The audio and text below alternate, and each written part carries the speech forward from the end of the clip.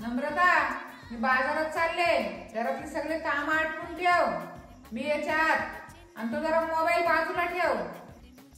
हो ग आई, तू जा, जाऊन ये जा, मी करून ठेवते काम.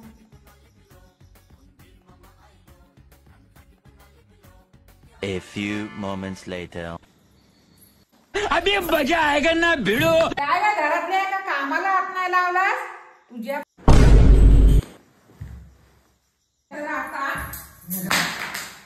जाऊ दे, कुठू दे. आई काय केलंस तू हे? तो फोन तर एक रिपेअर होईल काय? तो फोन रिपेअर नको व्हायला ना, म्हणूनच आपटलाय. आता जा, सगळे काम कर. यार, कामं केली असती तर फोन तरी नसता आपटला.